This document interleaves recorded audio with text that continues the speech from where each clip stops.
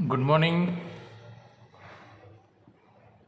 आज हम lecture start करने जा रहे हैं, तो उसके पहले हम लोग जो लास्ट लेक्चर में हमने देखा था उसके बारे में थोड़ा सा रिवाइज करेंगे और उसके बाद आगे चलेंगे। तो हम लोगों ने लास्ट लेक्चर में nucleophilic substitution reaction in aryl halides, फिर मतलब हेलो अरेंज में देखा था।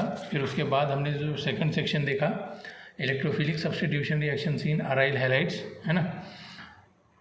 और उसी के अंदर में हम लोगों ने हेलोजिनेशन रिएक्शन देखी, फिर नाइट्रेशन रिएक्शन देखी, फिर उसके बाद सल्फोनेशन रिएक्शन देखी। और आज जो हम रिएक्शन स्टार्ट करने जा रहे हैं तो वो है फ्राइडल क्राफ्ट्स रिएक्शन। अब फ्राइडल क्राफ्ट रिएक्शन के अंदर में हम लोग दो टाइप से रिएक्शन देखते हैं, एक असाइल क्लोराइड और एक मिथाइल क्लोराइड के साथ में रिएक्शन हम लोग देखते हैं, ठीक है ना। अब असाइल क्लोराइड क्या होता है और अल्काइल क्लोराइड क्या होता है ये भी हमें देखना है। तो फर्स्ट ऑफ ऑल हम लोग Friedl craft reaction alkyl chloride या मिथाइल क्लोराइड के साथ में देखेंगे। तो अल्काइल क्लोराइड के साथ में जब हम रिएक्शन करते हैं हेलोअरीन्स की, है ना, तो इसको हम लोग यूज़ करते हैं anhydrous AlCl3 as a catalyst हम लोग यूज़ करते हैं। तो ये रिएक्शन जो होती है तो ये दो कंपाउंड्स के बीच रिएक्शन होती है, एक क्लोरोबेंजीन और दूसरा होता है मिथाइल क्लोराइड, है ना। तो एग्जांपल के तौर पे उसको पहले हम लोग देख लें। एग्जांपल देखते हैं। देखो, आप लोगों को सभी को पता है कि क्लोरोबेंजीन स्ट्रक्चर क्या होता है। फिर ये है क्लोरोबेंजीन प्लस मिथाइल क्लोराइड। जैसे कि मैंने कहा कि ये रिएक्शन कैटलिस्ट के प्रेजेंस में होती है और वो कैटलिस्ट हम लोग AlCl3 यूज़ करते हैं। एनहाइड्रस AlCl3 के प्रेजेंस में हम लोग रिएक्शन करते हैं। तो यहाँ पे क्या होगा कि दो टाइप के प्रोडक्ट मिलेंगे, है ना, दो टाइप के, एक अर्थो डायरेक्टिंग रहेगा और एक पैरा डायरेक्टिंग रहेगा, ठीक है। अब अर्थो डायरेक्टिंग मतलब कहाँ जाएगा, इसमें से जो Cl रहेगा CH3 रहेगा वो अर्थो पोजिशन और एक पैरा पोजिशन पे ऐसे दो मिक्सचर ऑफ प्रोडक्ट हमें मिलेंगे, ठीक है। देखो कैसे, ये रिंग है, ये रिंग के ऊपर में यहाँ पे Cl लगा दिया और इस साइड में हमने लगा दिया CH3, ठीक है। मतलब यहाँ से ये क्लोरीन निकल जाएगा और यहाँ वाला हाइड्रोजन निकल जाएगा, है ना, मतलब HCl निकलता है। ये आर्थो पोजीशन पे हो गया और दूसरा जो रहेगा वो रहेगा प्यारा पोजीशन पे। तो यहाँ पे एक CH3 आ जाएगा, प्लस क्या निकलेगा, HCl निकलेगा। ये आप सभी को पता है ना। इसको बोलेंगे 1-क्लोरोटोल्यूइन। क्या बोलेंगे इसको, 1-क्लोरोटोल्यूइन। और ये रहेगा हमारा 4-क्लोरोटोल्यूइन, 4-क्लोरोटोल्यूइन, ठीक है, 4-क्लोरोटोल्यूइन रहेगा। ओके, तो ये हो गया अल्काइल हैलाइड के साथ अराइल हैलाइड की रिएक्शन फ्राइडल क्राफ्ट रिएक्शन के अंदर में। इसको कहा जाता है अल्काइलेशन, मतलब अल्काइल ग्रुप हम रिंग के ऊपर में इंट्रोड्यूस करते हैं। अब दूसरी जो रिएक्शन देखते हैं हम लोग तो वो होती है असाइलेशन रिएक्शन। इसको अल्काइलेशन कहा जाता है। इसको क्या कहेंगे, अल्काइलेशन।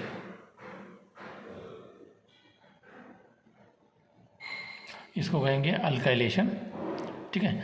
और दूसरा जो आता है वो असाइलेशन होता है, Friedl craft acylation, Friedl craft acylation, ठीक है।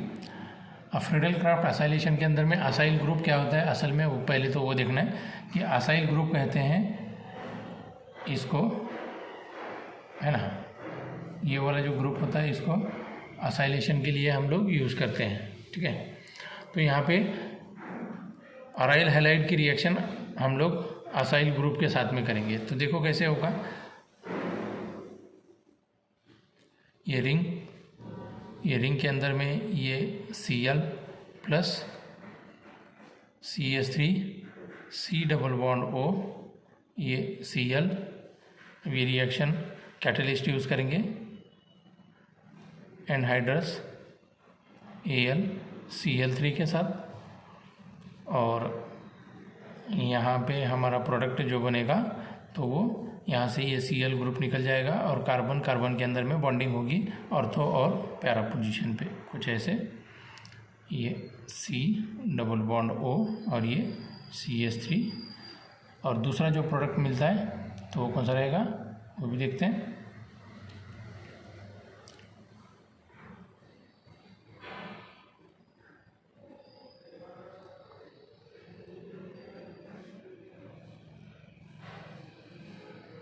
यहाँ पे C लगा दिया और ये डबल बॉन्ड O और ये CH3, ठीक है। इसको 4 क्लोरो एसिटोफिनोन कहा जाता है।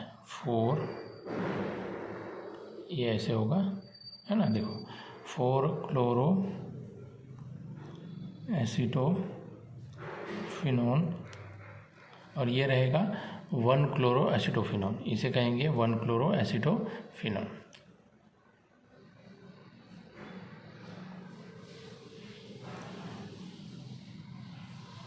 वन क्लोरो एसिटोफिनोन कहेंगे इसको, ठीक है। और 4 क्लोरो एसिटोफिनोन। तो ये दो रिएक्शन को मिला के हम लोग फ्रेडल क्राफ्ट रिएक्शन कहते हैं, जिसके अंदर में एक reaction alkylation, alkyl group add करते हैं, और दूसरी होती है असाइलेशन, जिसके अंदर में असाइल ग्रुप को हम लोग ऐड करते हैं, ठीक है। तो ये हो गए reactions of haloarenes with respect to nucleophilic substitution and electrophilic substitution, ठीक है। अब आगे बढ़ते हैं और अब थोड़ा सा जनरल पार्ट देखेंगे हम लोग, जिसके अंदर में अल्काइल हैलाइड और अराइल हैलाइड्स के जो यूजेस होते हैं, उनके यूजेस और फिर एनवायरमेंटल इफ़ेक्ट्स, है ना, क्या क्या होते हैं उसके यूजेस भी देखेंगे और एनवायरमेंटल इफ़ेक्ट्स भी देखेंगे, ठीक है। अब ये थोड़ा सा थ्योरेटिकल पार्ट आता है, तो आप लोगों को ये थ्योरेटिकल पार्ट को थोड़ा सा रीड भी करना पड़ेगा, है ना। तो यहाँ पे मैं हेडिंग लगा देता हूँ, यूजेस, और उसी के साथ साथ क्या देखेंगे, एनवायरमेंटल इफेक्ट्स।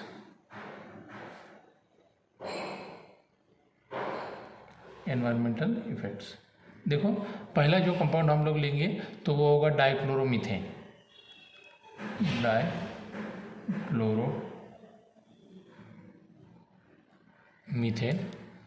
या फिर उसको मिथाइलिन क्लोराइड भी कह सकते हैं, मिथाइलिन क्लोराइड, ठीक है। या फिर उसका फार्मूला लिखो CH2Cl2, ठीक है। अब इसके यूजेस और एनवायरमेंटल इफेक्ट देखने हैं, ठीक है। अब याद रखिए कि डाइक्लोरोमीथेन जो होता है तो ये एक कलरलेस वोलाटाइल लिक्विड होता है। कैसे होता है, colourless volatile liquid, colourless volatile liquid, है ना, विथ स्वीट अरोमा, मतलब इसकी जो स्मेल आती है तो वो कैसा होता है, स्वीट स्मेल होती है, स्वीट अरोमा, है ना। अब इसके जो यूजेस होते हैं तो यूजेस के अंदर में हम लिख सकते हैं, ये एक सॉल्वेंट की तरह यूज़ करते हैं हम लोग एज अ सॉल्वेंट, ठीक है। फिर दूसरा जो यूज़ करते हैं as a propellant in aerosols, propellant in aerosols, ये यूजेस होते हैं डाइक्लोरोमीथेन के, ठीक है। अब यहाँ पे एनवायरमेंटल इफ़ेक्ट की अगर से बात करें तो जब भी ये एनवायरनमेंट के कांटेक्ट में आता है ना, डाइक्लोरोमीथेन, तो इसके वजह से डिजीनेस, फैटिग्यू, नाउशिया, हेडेची, नंबनेस, वीकनेस, ऐसे अलग अलग टाइप के प्रॉब्लम्स हो सकते हैं, है ना। डाइक्लोरोमीथेन अगर से एनवायरनमेंट के कांटेक्ट में या ह्यूमंस के कांटेक्ट में आ जाए तो हेडेची, नाउशिया, फैटिग्यू, वीकनेस, है ना, ऐसे अलग अलग टाइप के प्रॉब्लम्स हो सकते हैं। और ये काफ़ी डेंजरस होता है, it is highly dangerous if it comes in contact with eyes and it can damage cornea, है ना, डैमेजेस कॉर्निया, तो इसकी वजह से हमें नज़र भी नहीं आ सकता, आँखें पूरी ख़राब हो सकती हैं, ठीक है। तो ये डाइक्लोरोमीथेन के यूजेस और उसके एनवायरमेंटल इफ़ेक्ट्स हैं। अब सेकंड जो कंपाउंड आता है तो वो होता है क्लोरोफॉर्म। सेकंड जो कंपाउंड आता है तो वो क्या होता है, क्लोरोफॉर्म। नेक्स्ट लिखेंगे क्लोरोफॉर्म, ये लिखा हमने डाइक्लोरोमीथेन के लिए, दूसरा लिखेंगे क्लोरोफॉर्म।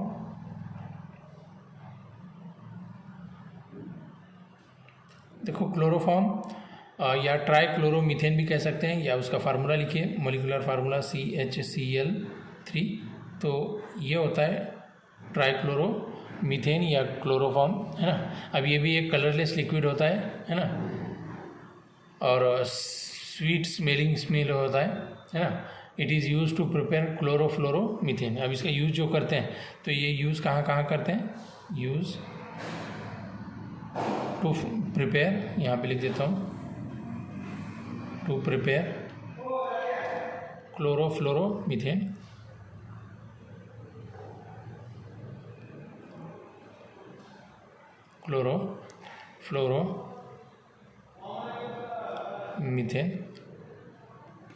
क्लोरोफ्लोरोमीथेन, है ना। और एज अ रेफ्रिजरेंट भी इसको यूज़ किया जाता है, और refrigerant, as a refrigerant R22 इसका नंबर होता है ना। तो ये अगर से कांटेक्ट में आ जाए, है ना,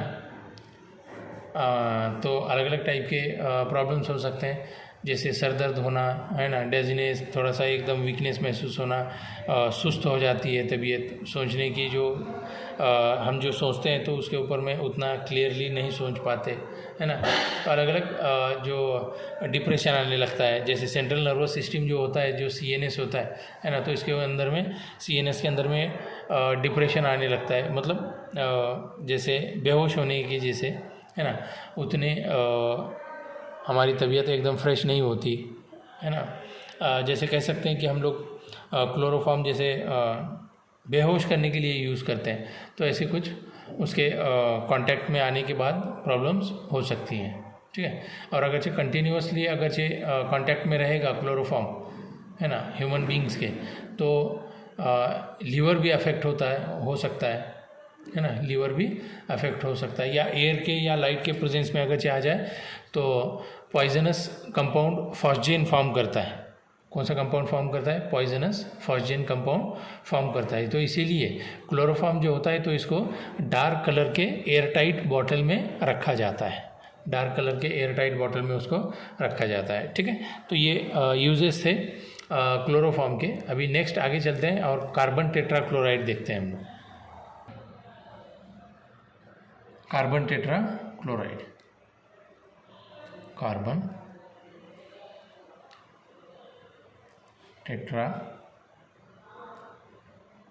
क्लोराइड, या इसी को मोलिकुलर फार्मूला यूज़ कर सकते हैं CCl4, कार्बन टेट्राक्लोराइड, और टेट्राक्लोरोमीथेन भी बोल सकते हो आप लोग, है ना। ये थर्ड नंबर देख रहे हैं हम लोग। तो कार्बन टेट्राक्लोराइड ये कलरलेस लिक्विड होती है, जिसकी स्मेल स्वीट होती है ना, और ये एक यूज़फुल सॉल्वेंट होता है for oil, fats, resins etcetera. ये एक यूज़ कर सकते हैं हम लोग, है ना। और carbon tetrachloride as a source of chlorine हम यूज़ कर सकते हैं, क्योंकि इसके अंदर में बहुत सारे क्लोरीन्स प्रेजेंट होते हैं, है ना। और इसी को कार्बन टेट्राक्लोराइड को क्लीनिंग एजेंट के तौर पे भी हम लोग यूज़ कर सकते हैं, है ना। कैसे यूज़ कर सकते हैं, क्लीनिंग एजेंट,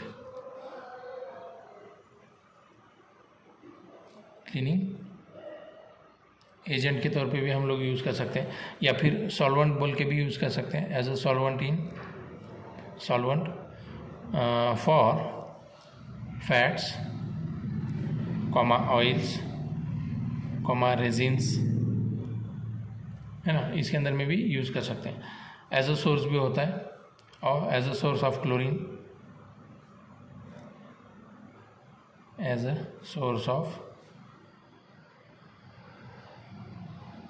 क्लोरीन, है ना। अब और इसको क्लीनिंग एजेंट की तरह भी हम लोग यूज़ कर सकते हैं।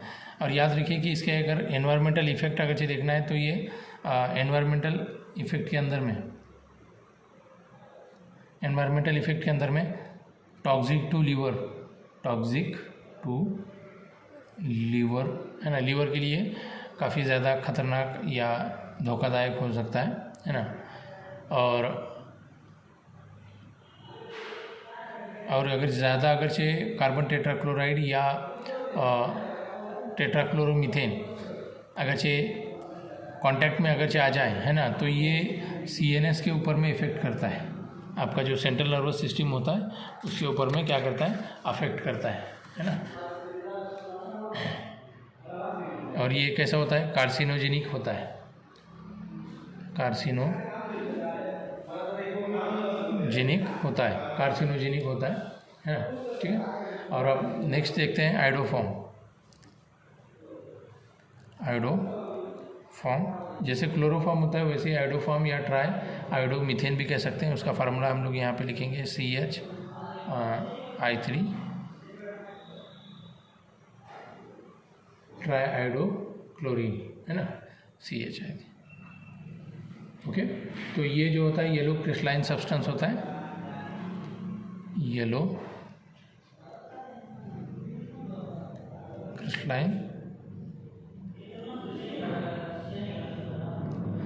क्रिस्टलाइन सब्सटेंस होता है विथ डिसएग्रीएबल स्मेल। और अगर इसके यूजेस की अगर बात करें हम लोग यूजेस, तो ये मेडिसिनल फील्ड में भी हीलिंग एजेंट की तरह काम करता है। मेडिसिनल फील्ड में हीलिंग एजेंट मतलब अगर कहीं मार लगा है तो उसको क्योर करने में या अच्छा करने में भी उसका यूज़ होता है, फॉर हीलिंग एजेंट, है ना। और एज एन एंटीसेप्टिक भी यूज़ कर सकते हैं। अगर कहीं सेप्टिक अगर है तो उसके अपोज में काम करता है antiseptic, for antiseptic in dressing of wounds, ऐसे कहूँगा, एंटीसेप्टिक इन ड्रेसिंग ऑफ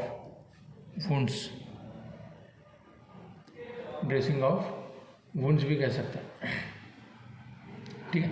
अगर स्किन के कांटेक्ट में एनवायरमेंटल इफेक्ट अगर से देखना है तो ये अगर स्किन और आइज़ के कांटेक्ट में आएगा तो इरिटेशन होने लगता है, इरिटेशन हो सकता है आइज़ एंड स्किन के कांटेक्ट में अगर आएगा। और अगर ज़्यादा कांटेक्ट में आएगा तो रेस्पिरेटरी या ब्रीदिंग में भी डिफ़िकल्टी होने लगती है, ब्रीदिंग मतलब सांस लेने में, और सेंट्रल नर्वस सिस्टम भी डिप्रेस हो जाती है ना। ओके, तो ये अलग अलग टाइप के क्या होते हैं उसके हम लोग जो देख रहे हैं, तो वो अलग अलग टाइप के अंदर में उसके अफेक्ट्स, हमें एनवायरमेंटल अफेक्ट्स भी देखने के लिए मिलते हैं। तो अब इसके आगे जो नेक्स्ट पॉइंट आएगा तो वो रहेगा फ्रियॉन्स का। तो फ्रियॉन्स के पॉइंट के अंदर में हम लोग जो फ्रियॉन्स होते हैं, तो यहाँ पे मैं हेडिंग लगा देता हूँ फ्रियॉन्स के लिए। देखो फ्रियॉन्स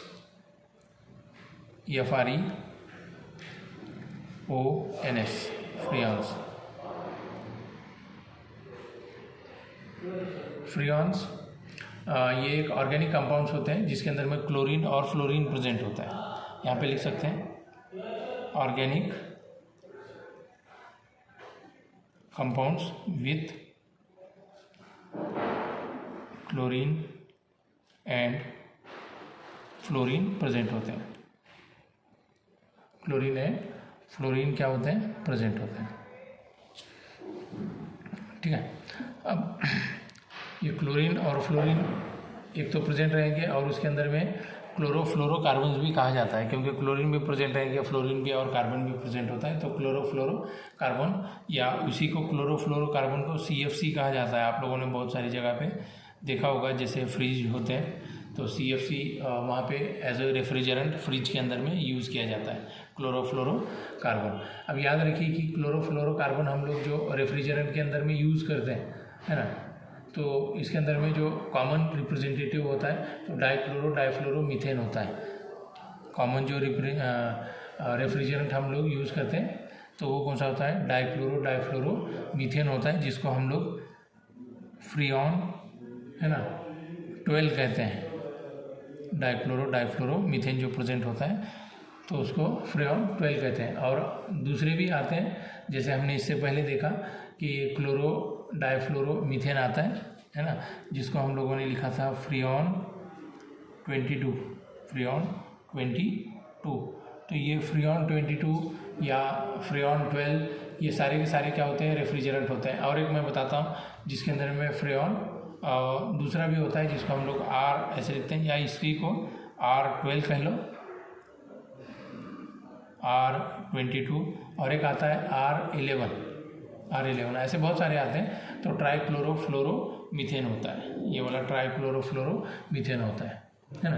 तो ये एज अ रेफ्रिजरेंट हम लोग फ्रिज के अंदर में और एयर कंडीशनिंग या प्रोपेलेंट्स इन एरोसोल्स या सॉल्वेंट्स के इसके अंदर में हम लोग क्या करते हैं, फ्रेयॉन्स को यूज़ करते हैं, ठीक है ना। अब बात करते हैं इसके एनवायरमेंटल इफ़ेक्ट्स की, है ना। अब याद रखिए कि क्लोरोफ्लोरोकार्बन जो होते हैं, तो ये जो ओजोन होता है, तो ओजोन का जो लेयर होता है एनवायरनमेंट के अंदर में, तो ओजोन की लेयर को क्या करते हैं, अफेक्ट करते हैं।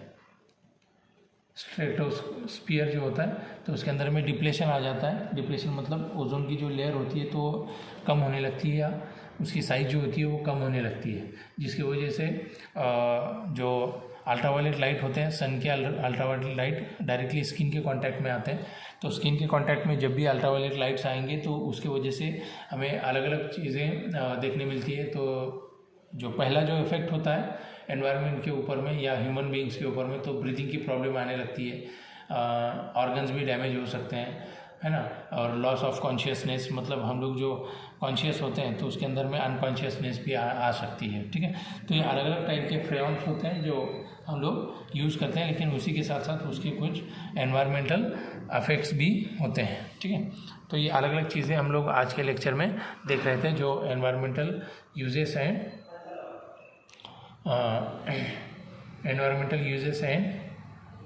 एनवायरमेंटल इफेक्ट्स हम लोगों ने आज के लेक्चर में देखा। अब लास्ट जो पॉइंट आता है उसे कहा जाता है DDT। लास्ट पॉइंट कौन सा है? DDT। हमारे इस चैप्टर का लास्ट पॉइंट कौन सा है? DDT। देखो, अब DDT जो होता है, इसको मैं यहाँ पे लिख देता हूँ कैपिटल में DDT, है ना। इसी DDT को डाइक्लोरो डाइफिनाइल, यहाँ पे लिख देता हूँ dichloro diphenyl, dichloro diphenyl trichloro ethane कहा जाता है। डाइक्लोरो डाइफिनाइल ट्राइक्लोरो इथेन, ठीक है। उसी का शॉर्ट फॉर्म है DDT। अब ये कलरलेस होता है, कलरलेस, फिर टेस्टलेस, ऑर्डरलेस, ऐसे टेस्टलेस, ऑर्डरलेस, टेस्टलेस, ऑर्डरलेस, है ना। Crystalline compound, tasteless, odourless, crystalline compound, ठीक है। अब इसका अगरचे यूज़ अगरचे देखें DDT का, जो तो हाउस फ्लाइज होते हैं, है ना, मॉस्किटोज़ होते हैं, हाउस फ्लाइज होते हैं, यानी मक्खियाँ मच्छर मारने के लिए क्या करते हैं, बॉडी लाइज होते हैं, तो उसको मारने के लिए हम लोग क्या करते हैं, DDT यानी डाइक्लोरो डाइफिनाइल ट्राइक्लोरो इथेन का यूज़ करते हैं। अब इसका जो स्ट्रक्चर होता है तो वो देखेंगे पहले, तो DDT का स्ट्रक्चर, ठीक है। देखो यहाँ पे मैं स्ट्रक्चर बना रहा हूँ।